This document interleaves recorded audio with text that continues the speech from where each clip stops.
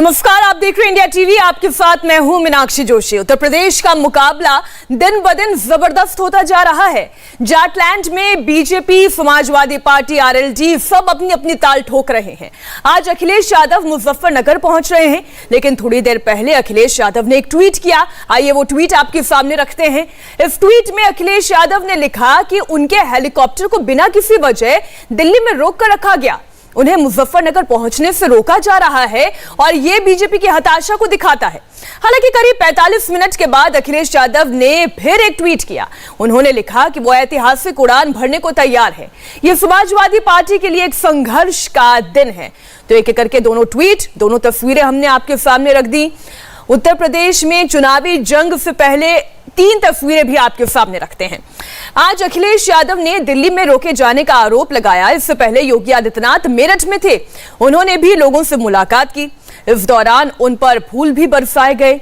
1 घंटे रुके रहने के बाद जब वो मुजफ्फरनगर पहुंचे तो उसकी तस्वीर भी एक अलग है। आप देख रहे हैं अखिलेश यादव की ये 2 तस्वीरें, 2 ट्वीट, एक में तंज, एक में लड़ाई का जिक्र, चुनौती का जिक्र। अब बात योगी आदित्यनाथ की कर लेते हैं। आज योगी आदित्यनाथ मेरठ पहुंचे। मेरठ में योगी आदित्यनाथ ने मेगा शो किया। इस दौरान वो अलग अलग इलाकों में लोगों के घर घर तक पहुंचे। तस्वीरें आप देखिए। मेरठ में, ये मेरठ वही जिला जहां 7 विधानसभा सीट है। पिछले चुनाव में इन 7 में से 6 सीटें बीजेपी ने जीती थी, केवल 1 सीट पर शिकस्त मिली। लेकिन आज जो लोगों का उत्साह दिखाई दे रहा है, ये समाजवादी पार्टी और आरएलडी की थोड़ी चिंता बढ़ा जरूर सकता है, क्योंकि फूलों की वर्षा हो रही है, लोगों के बीच में उत्साह भी दिखाई दे रहा है। योगी ने आज दंगों के बहाने कैसे अखिलेश यादव पर अटैक किया, ये भी आपके सामने रखते हैं। मेरठ में जो 5 वर्ष पूर्व मजहबी दंगों की आग में झुलसता था, कर्फ्यू के कारण लोग घरों में कैद रहने को विवश थे, आज यहां समृद्धि के लिए नए मानक स्थापित हो रहे हैं। बेटियां सुरक्षित हैं और मातृशक्ति का सम्मान है। रंगदारी मांगने वाले अब जान की भीख मांग रहे हैं। फर्क साफ है। योगी ने विपक्षी दलों पर प्रहार भी किया और कहा, मेरठ अपने खेल उत्पादों के लिए प्रसिद्ध था, किंतु सपा, बसपा और कांग्रेस की विकास द्रोही सरकारों ने इस विशिष्टता को जनपद की पहचान नहीं बनने दिया। आज यहां मेजर ध्यानचंद खेल विश्वविद्यालय स्थापित हो रहा है। यहां खेल उत्पाद द्वारा वैश्विक पहचान पा रहे हैं और फर्क साफ है। योगी ने विकास को लेकर भी विपक्ष पर हमला बोला। भाजपा की डबल इंजन की सरकार ने एक्सप्रेसवे बनाकर दिल्ली से मेरठ की यात्रा अवधि को 4 घंटे से कम करके 40 मिनट का कर दिया है। सपा और बसपा बताए कि उनके समय में ये क्यों नहीं हुआ। आगे देखिए, समाजवादी सरकार पर योगी ने पहला अटैक क्या किया। वे थे तो राम भक्तों पर गोलियां चली, शिव भक्त कांवड़ियों की यात्राएं रद्द हुई, सैफई महोत्सव के कारनामे हुए, हम हैं तो श्री रामलला विराजमान का स्वप्न साकार हुआ, शिव भक्त कांवड़ियों पर हेलीकॉप्टर से पुष्प वर्षा हुई, दीपोत्सव, रंगोत्सव उत्तर प्रदेश की पहचान बने। तो इस तरीके के आप तमाम ट्वीट देखेंगे, बयान देखेंगे। अखिलेश यादव, जयंत चौधरी एक संयुक्त प्रेस कॉन्फ्रेंस भी करने वाले हैं और जैसे ही ये प्रेस कॉन्फ्रेंस होगी, हम वो तस्वीर भी आपके सामने रखेंगे। संयुक्त प्रेस वार्ता अखिलेश यादव और जयंत चौधरी की थोड़ी देर में होने वाली है। हम यहां पर भी आपको लिए चलेंगे, लेकिन हमारे चारों मेहमान हमारे साथ जुड़ गए। जल्दी से मैं बता दूं, बीजेपी की ओर से प्रवक्ता राकेश त्रिपाठी हमारे साथ हैं, स्वागत है आपका। समाजवादी पार्टी की ओर से प्रवक्ता अनुराग भदौरिया, आपका भी स्वागत। आरएलडी की ओर से संदीप चौधरी हमारे साथ है और किसान नेता कृष्णवीर चौधरी हमारे साथ मौजूद है। आप चारों मेहमानों को बहुत स्वागत करती हूं। राकेश जी, शुरुआत आप ही से। आप दंगे याद दिलाते रहेंगे, फिर राम मंदिर का जिक्र याद कराते रहेंगे। अरे आप विकास की बात करिए ना, एक्सप्रेसवे की बात करिए, रोजगार की बात करिए, शिक्षा की बात करिए। अभी भी आप पुरानी सरकारों के किए हुए कारनामों की याद दिलाते हैं। देखिए मीनाक्षी, जब हम कारनामा याद दिलाते हैं तो कारनामा याद दिलाते समय हम फर्क साफ है कहते हैं। ये उत्तर प्रदेश की जनता को आज एहसास हो रहा है ना कि उत्तर प्रदेश में कैसे समाजवादी पार्टी के शासनकाल में 600 से ज्यादा सांप्रदायिक दंगे हुए थे और आज उत्तर प्रदेश में योगी आदित्यनाथ जी के शासनकाल में एक भी दंगा नहीं हुआ है। कैसे समाजवादी पार्टी के शासनकाल में मेरठ में खेल की संभावनाओं को दरकिनार किया गया, जो संभावनाएं आज योगी आदित्यनाथ जी की सरकार ने बनाने का काम किया है। हम तो फर्क साफ है बताने का काम। लेकिन राकेश जी, भी तो कुछ दिनों पहले तक तो आप 26-27 दंगों की बात कर रहे थे, आज संख्या कुछ ज्यादा नहीं बढ़ गई? को जानते हो शायद। नहीं, 600 सांप्रदायिक दंगे हैं, इसमें किसी प्रकार की कोई एफर्ट नहीं है। समाजवादी पार्टी के 5 वर्ष के कार्यकाल में 600 से ज्यादा सांप्रदायिक दंगे हुए हैं और ये रिकॉर्ड पर है। राकेश त्रिपाठी कोई इसको गढ़ रहे हैं या भारतीय जनता पार्टी गढ़ रही है, ऐसा नहीं है। ये रिकॉर्ड पर है और विधानसभा में खुद स्वीकार किया है। और उत्तर प्रदेश का कोई ऐसा जिला नहीं था जिस जिले में कर्फ्यू ना लगाना पड़ा हो, जिस जिले में दंगे ना हुए हो। समाजवादी पार्टी शासनकाल में दंगाइयों को सरपरस्ती मिलती थी, उनको सरकार का संरक्षण मिलता था। क्या देश भूल जाएगा कि किस प्रकार से मुजफ्फरनगर के दंगे के समय में जो दंगे के प्रमुख आरोपी थे उनको सरकारी वायुयान से बैठाल करके मुख्यमंत्री आवास में अखिलेश यादव जी को नाश्ता करा रहे थे और जो दंगे के खिलाफ वहां पीड़ितों की आवाज बुलंद करने का काम कर रहे थे, दंगे में जो पीड़ित थे उनके आंसू पोंछने का काम कर रहे थे, उन लोगों पर दंगाई होने का आरोप चस्पा करने का काम कर रहे थे। क्या मीनाक्षी जी ये इस पैनल में बैठे हुए अनुराग भदौरिया बताएंगे कि संगीत सोम और सुरेश राणा पर इन्होंने रासुका तामील किया था, वो रासुका हाईकोर्ट ने क्यों खारिज कर दिया था? अगर इनके आरोपों में सच्चाई थी तो फिर रासुका खारिज नहीं होना चाहिए था। चलिए अनुराग जी के पास ही चलते हैं। कर रहे थे। ठीक है, अनुराग जी के पास ही चलते हैं। अनुराग जी, आज देखिए योगी आदित्यनाथ ने अटैक किया। उन्होंने कहा मेरठ जो 5 वर्ष पूर्व मजहबी दंगों की आग में झुलसता था, कर्फ्यू के कारण लोग घरों में कैद रहने के लिए विवश थे, आज यहाँ पर समृद्धि के नए सोपान गढ़े जा रहे हैं, नए मानक स्थापित किए जा रहे हैं। अनुराग जी नहीं, उनकी बात मत सुना कीजिए, वो झूठे हैं और झूठ बोलते हैं, इसलिए उनके झूठों की बात करने का कोई फायदा नहीं है। सवाल सिर्फ इस बात का कीजिए कि उत्तर प्रदेश के अंदर में भारतीय जनता पार्टी से आपने बोला विकास की बात नहीं करेंगे, विकास की बात सुनते ही परेशान हो जाएंगे, मानसिक रूप से डिस्टर्ब हो जाएंगे।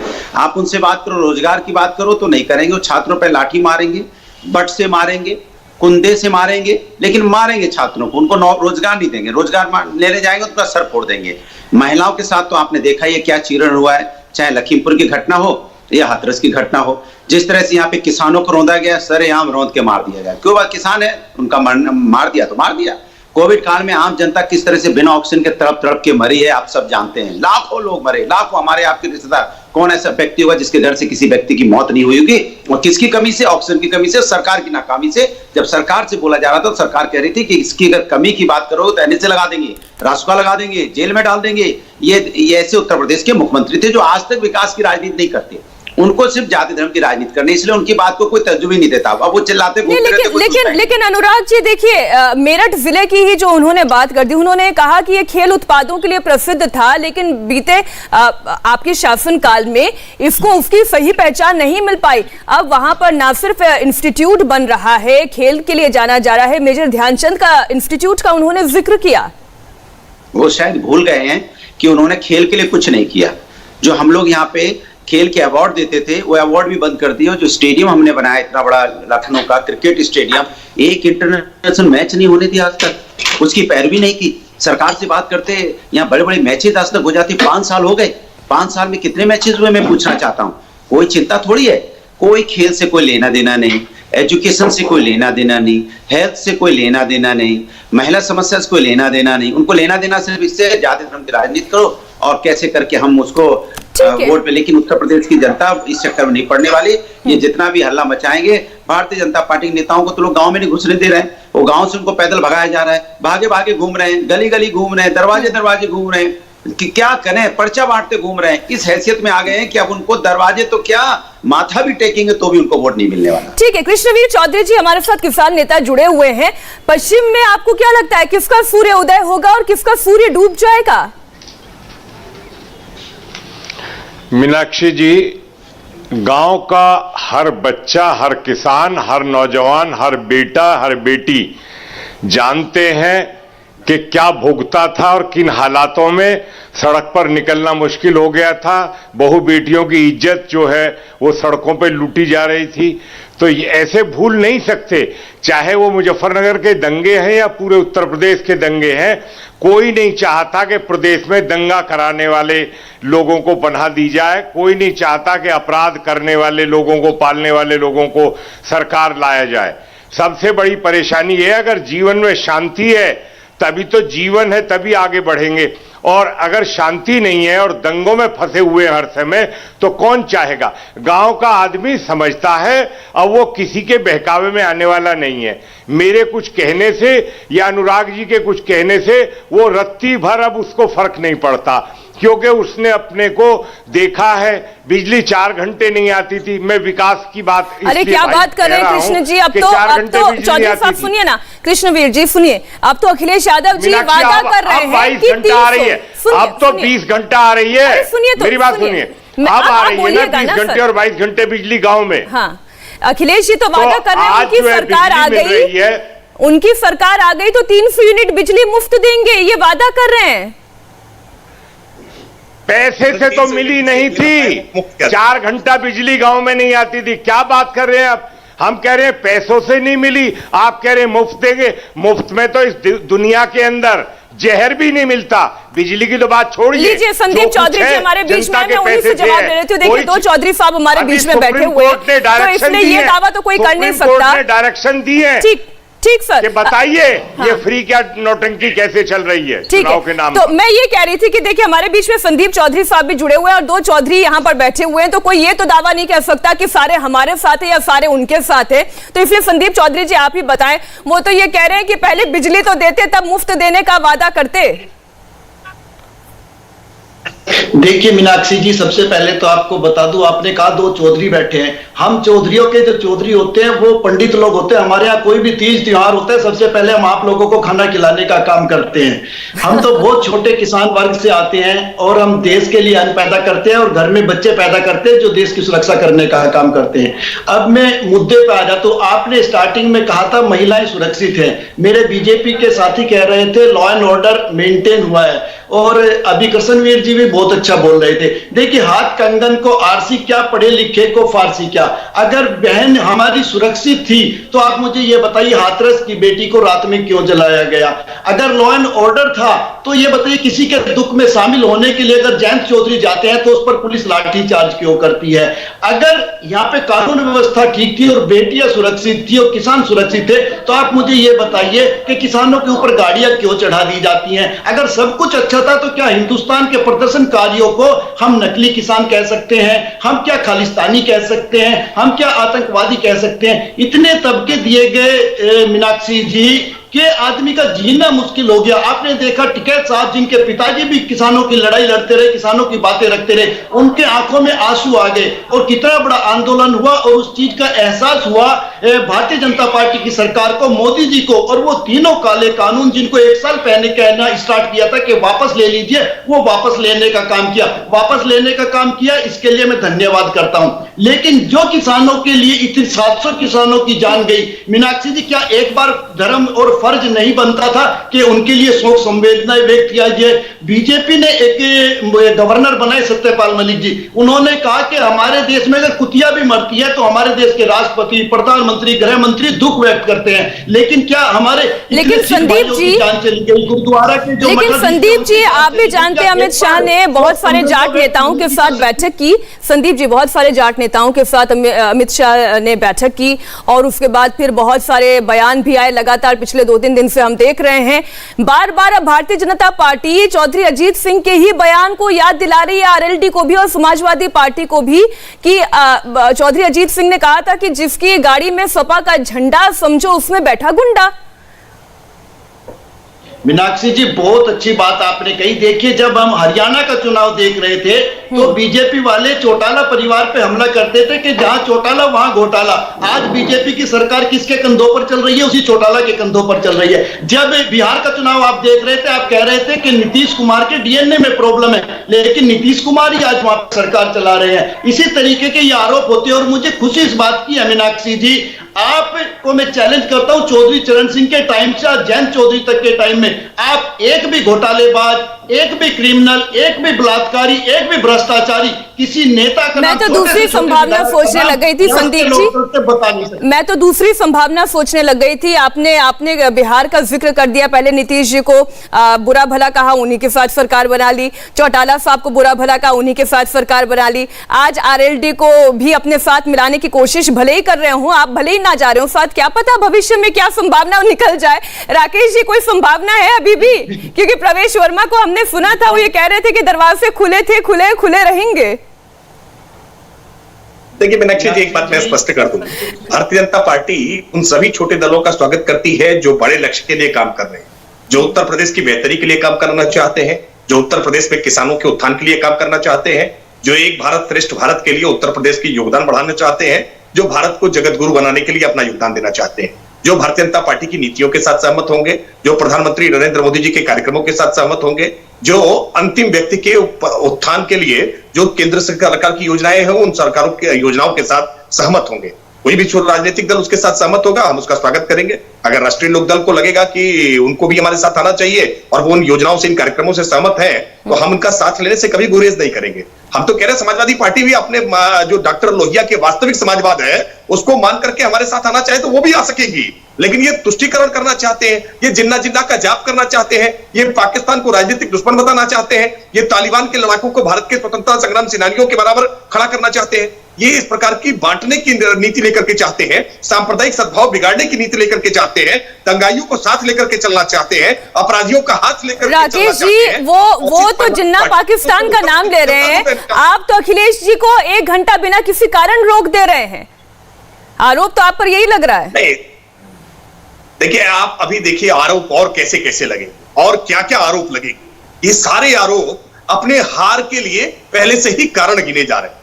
जब हार जाएंगे तो बताएंगे ना, देखिए मेरा हेलीकॉप्टर रोक दिया गया था इसलिए मैं हार गया, वरना आधे घंटे पहले अगर मैं पहुंच गया होता तो वोटों की बिल्कुल फसल हमने वहां पर काट ली होती, बड़ी एक साथ हमारी ईवीएम में वोट निकले होते। आप निश्चिंत रहिए 10 मार्च को ये ईवीएम पर भी आरोप लगाएंगे।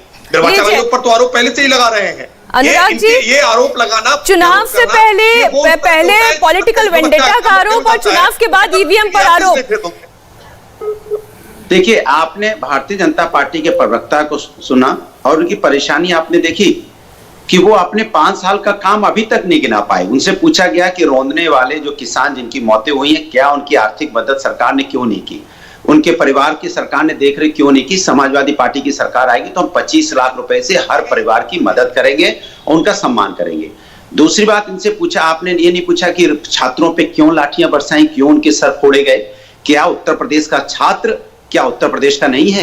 उत्तर प्रदेश का बाहर का है? क्या वो किसी माँ बाप का बेटा नहीं है? क्या किसी के माँ के कलेजे में दर्द नहीं होगा जब उसके बेटे को आप बट से मारेंगे, उसकी पीठ को आप पायदान बना देंगे? ये आपकी क्रूरता होगी। आपने अनुराग जी, आपने बहुत उचित मुद्दा उठाया। मैं राकेश जी का इसी पर जवाब ले लेती हूँ। राकेश जी जवाब दीजिए, वाजिब सवाल उठा रहे हैं अनुराग जी। आप नहीं बोलने देंगे मैं हट जाऊंगा, आप नहीं बोलने देंगे मैं हट जाऊंगा। 30 सेकंड नहीं बोलता वो 1-2 मिनट बोले हट गए, फोन करेगा डिबेट ऐसी। मैं नहीं करता डिबेट आपकी।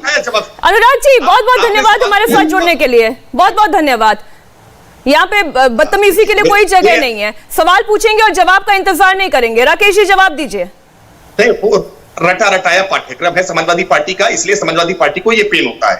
मैं बहुत जिम्मेदारी के साथ कह रहा हूं। वो मुद्दा उठा रहे थे कि लखीमपुर में जिन किसानों की मौत हुई उनको मुआवजा नहीं दिया गया, ये पूरी तरह से गलत है। किसानों को मुआवजा भी दिया गया। इस मामले में विधि सम्मत जो कार्रवाई की जाने की आवश्यकता थी वो पूरी विधि सम्मत कार्रवाई की गई, एफआईआर दर्ज की गई। हम इस बात को बहुत जिम्मेदारी के साथ कह रहे हैं कि जो भी अपराध करेगा उस अपराध करने वाले व्यक्ति के साथ किसी प्रकार का कोई संरक्षण नहीं होगा, कोई सहानुभूति नहीं होगी। अपराध करने वाले की जो वास्तविक जगह है उसको वही जगह मिलेगी। आज जेल की सलाखों के पीछे है जो भी आरोपी थे। भारतीय जनता पार्टी की सरकार ने मेरा तुम्हारा अपना पराया अपराधियों के बीच में भेदभाव नहीं किया है। जाति के आधार पर, मजहब के आधार पर किसी को बचाने का काम नहीं किया है। उसने गले में गमछा भगवा रंग का डाल रखा है, हरे रंग का डाल रखा है, लाल रंग का डाल रखा है। हमने इस बात की परवाह नहीं की। ठीक है, रंगों को देखकर, नाम को देखकर कोई पक्षपात नहीं हुआ।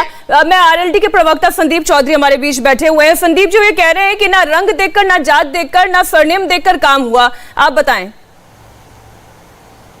देखिए मैडम, कुछ चीजें देख करके काम हुआ है और ये चीजें आपको तो मेरे से ज्यादा पता है क्योंकि आप दिन रात अपडेट रहती है, मीडिया में है। आप ये देखिए उत्तर प्रदेश में 403 विधायकों की सीट है। आप मुझे ये बताइए, सबका साथ सबका विकास कहने वालों को सभी सर्व समाज को साथ लेकर चलना था।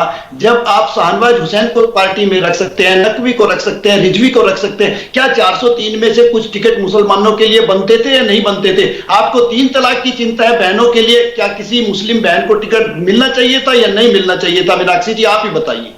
अच्छा, फर्क हुआ है या नहीं ये इस पर मैं जवाब लूंगी राकेश जी से, लेकिन एक बात बताएं कि आज एक और ट्वीट जो है वो बीजेपी की ओर से जारी किया गया, उसमें समाजवादी पार्टी के जो कैंडिडेट की लिस्ट थी उसमें प्रयागराज की जगह इलाहाबाद लिखा गया था, फैजाबाद की जगह मतलब अयोध्या की जगह फैजाबाद था, इस तरीके की कुछ चीजें चिन्हित करके उसमें बताई गई। तो ये बार बार आरोप लगाया जाता है कि अगर आप लोगों की सरकार आ गई, समाजवादी पार्टी की सरकार आ गई, तो ये लोग फिर से यही करेंगे। देखिए मीनाक्षी जी, मैं समाजवादी पार्टी का प्रवक्ता नहीं हूं, ना मैं समाजवादी पार्टी की बात रख सकता हूं। मैं राष्ट्रीय लोकदल का प्रवक्ता और मैंने आपको बताया है नहीं, लेकिन आपके साथी तो वो है ना, आपका स्टैंड क्या, आपकी पार्टी का, आप वो तो रख सकते हैं। आपको इलाहाबाद प्रयागराज हो जाए उससे कोई आपत्ति नहीं ना। आपने बहुत अच्छी बात कही है मैडम। साथी की बात ऐसी होती है, हमने महबूबा मुफ्ती और मोदी जी को एक साथ देखा है, दोनों साथी थे। महबूबा मुफ्ती जी पाकिस्तान की भाषा लगातार बोलती थी, लेकिन हमने कभी ये नहीं कहा मोदी जी आपका साथी क्या बोल रहा है। तो साथी अपने जगह हो सकता है, अपने उसके पॉइंट ऑफ व्यू हो सकता है, हमारा अपना पॉइंट ऑफ व्यू है। हम देश के लिए जीते हैं, देश के लिए मरते हैं, आप जैसी बहनों के लिए जीते हैं, आप जैसी बहनों के लिए मरते हैं और सुरक्षा देने का काम करेंगे। हम खुद पे लाठियां खा सकते हैं, हमारे अध्यक्ष खुद पे लाठियां खा सकते हैं। अगर ये गोली भी चलाते तो मंजूर होता, लेकिन जिस तरीके से 700 किसानों की जान देनी पड़ी, जिस तरीके से गाड़ियों से उनको रोन दिया गया, जिस तरीके से दलित बेटी का बलात्कार करके रात में जला दिया गया, ये चीजें बर्दाश्त के बाहर है मीनाक्षी जी। अच्छा कृष्णवीर जी, एक बात बताएं कि किसानों के बीच तो पश्चिमी उत्तर प्रदेश में यह मुद्दा बहुत हावी रहा। क्या किसान आंदोलन में जो कुछ दिल्ली में हुआ उसकी आंच अभी भी, या उसकी तपिश अभी भी पश्चिमी उत्तर प्रदेश में बाकी है, कुछ दिखाई देती है? देखिए मीनाक्षी, दो बातें हैं। पहली बात तो ये कि चौधरी महेंद्र सिंह टिकैत अपने जीवन भर बाजार के दलालों के खिलाफ आवाज बुलंद करते रहे और उनकी एक ही मांग थी कि बाजार ने लूटा है किसानों को, बाजार खोला जाए।